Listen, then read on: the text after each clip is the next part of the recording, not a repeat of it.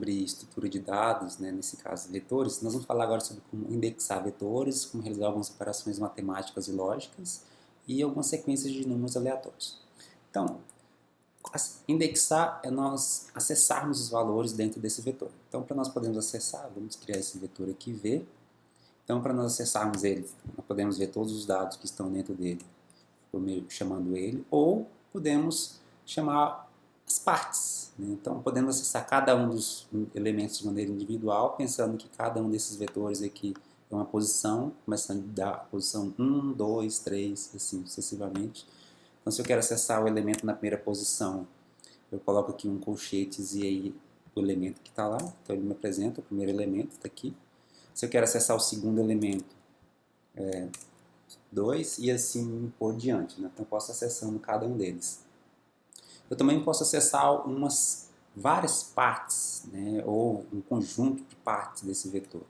Vamos supor que eu queira acessar os elementos, né? Retornar os elementos que estão na posição 3, na posição 2, na posição 6. Então, eu posso criar uma lista aqui dentro, né? Uma C, né?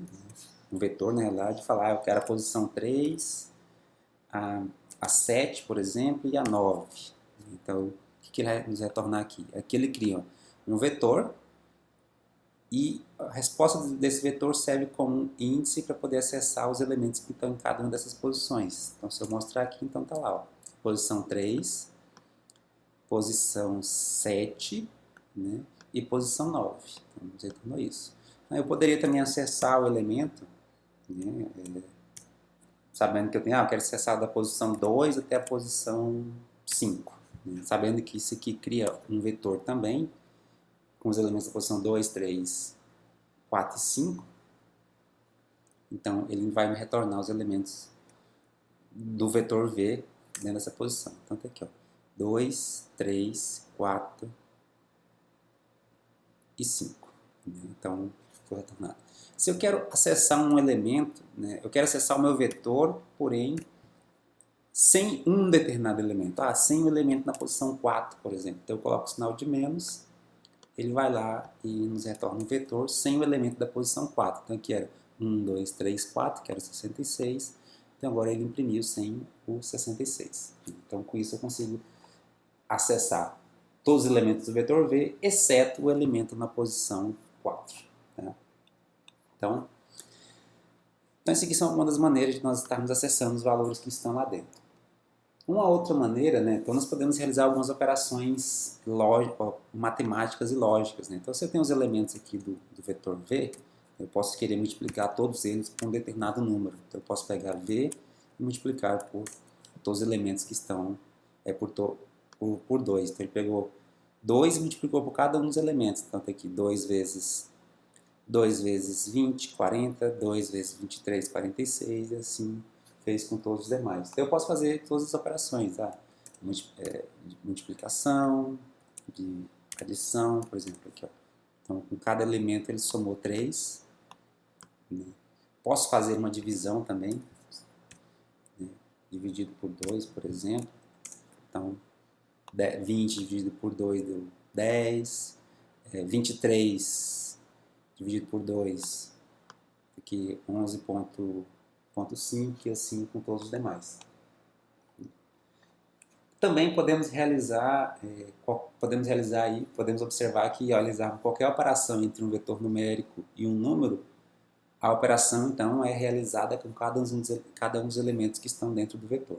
Podemos também somar dois vetores. Então, vamos supor que nós tenhamos os seguintes vetores: x, né, com os valores que vão de 1 até 10, e z com os valores que vão de 11 até 15. Né? Então, se nós criarmos esses dois vetores, criamos eles aqui, que são do tipo inteiro, podemos realizar uma soma dos valores que estão dentro desses vetores. Então, se eu pegar aqui x mais z, o que ele vai nos retornar? O que ele fez? Deixa eu apresentar cada um desses valores aqui, o x e o z. Então aqui, ele pegou o valor de x e somou com o valor que está... deixa eu mostrar aqui a resposta disso aqui. Então tá aqui, ó. Então ele pegou o valor que está em x e somou com cada uma com a posição correspondente em z. 1 mais 11, 12, 2 mais 12, 14, 3 mais 13, 16, 4 mais 14, 18, 5 mais 15, 20. Porém, agora o 6, do 6 em diante, não tem mais posições aqui. Então, o que ele faz? Ele chama de reciclagem. Ele vai lá e começa tudo de novo. 6 mais 11, 17, 7 mais 12, 19 e assim por diante. Para acontecer isso, os dois vetores que estão realizando a soma aqui tem que ter tamanhos iguais ou múltiplos um do outro, né? Então isso acontece. Eu também poderia fazer a operação lógica, por exemplo, eu quero retornar aqui quais são as posições aqui do vetor z que são maiores que 13, maior ou igual a 13. Então ele me retorna um vetor booleano onde ele verifica cada posição e verifica se é maior ou não que 13. Então, por exemplo, na posição, deixa eu pegar o z aqui, mostrar o z novamente. Então, ó, posição 11 não é maior que 13, então é falso. 12 não é maior que 13, é falso. 13 é maior ou igual a 13, é true. E assim, os demais todos são true. Então, esse vetor aqui, né, ele é importante, né, esse vetor de resultado aqui, true ou false, é importante para nós podermos filtrar valores dentro de um determinado vetor, né? Se eu quero apresentar, né, como resposta, né, se eu chamar z aqui, como falei, ele mostra todos. Eu quero apresentar apenas os valores de z que são maiores que 13. Né? Então, como eu sei que se eu fizer isso aqui, ele me retorna true, né? Então, ele me retorna um vetor de true. Com esses vetores de true aqui, eu consigo pegar os valores que estão maiores que 13. Então, se eu pegar isso aqui e colocar como índice do nosso vetor aqui, né, ele vai nos retornar apenas os valores maiores que 13. Então, tá lá. Né? Então, podemos fazer isso, né, de maneira bem simples, né, utilizando essa ideia aqui de filtro. Né?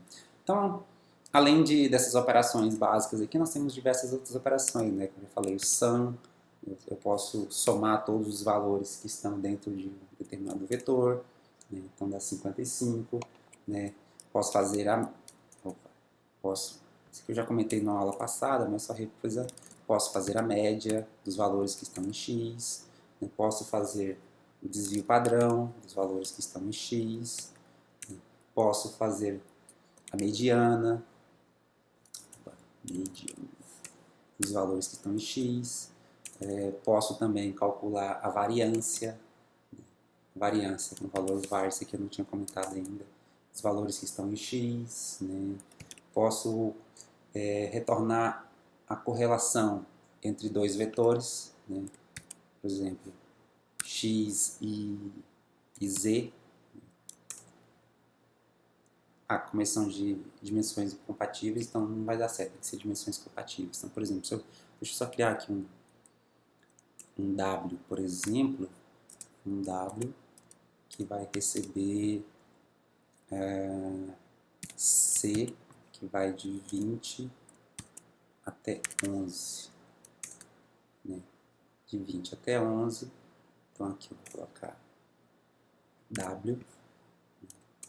Então, uma correlação negativa, né? Ou seja, de acordo com que um cresce, o outro diminui. Okay? Além disso, nós temos as funções de mínimo, de máximo, né?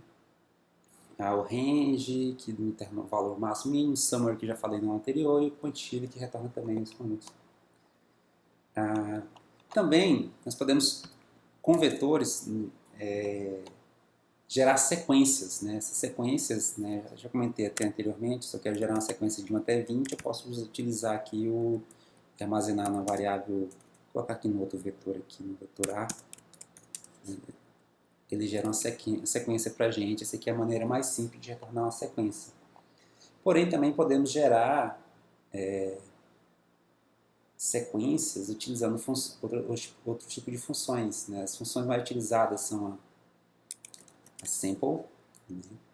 A amostragem, então aqui os parâmetros dela, os valores que nós queremos que possam utilizar, o tamanho, se vai ser com reposição ou não. Então, por exemplo, deixa eu colocar um comentário aqui, fica mais fácil para vocês perceberem. Vamos fazer o seguinte, gerar 20 números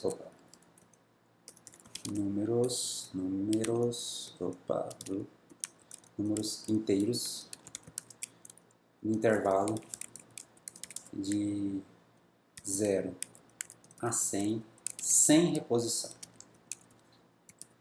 Então, nós podemos utilizar o sample, o intervalo que nós queremos de 0 até 100, quantidade, né? Por padrão, a reposição já é falso, né? Sem reposição. Então, com isso aqui, ele nos retorna valores, 20 valores, né, nesse intervalo. Se nós queremos gerar com reposição, né, basta colocarmos aqui, deixa eu copiar isso aqui. Vamos gerar com reposição, né? Ou seja, os valores podem talvez acontecer de maneira repetida. Sample, valores de 0 até 100, nós queremos colocar só 10, né? E colocamos a palavra replace, né? E aí definimos, ou seja, que pode acontecer repetição. Então, pode acontecer de ter uma repetição de valores aqui. Vou diminuir aqui o range aqui, vou colocar 0 a 5, que vocês veem que pode... Eu estou selecionando 10, então provavelmente vai acontecer alguma repetição. Então, tá aqui, ó. 3, 3, então com isso tivemos valores repetidos. Podemos, não só valores, mas também podemos repetir também conjuntos, né? Se eu quisesse utilizar aqui, ó, sample, quero que crie uma repetição dos valores que estão aqui, ó, masculino ou feminino, né? Quantas repetições? Quantas? 5 e com reposição, né? Com reposição, replace igual a true.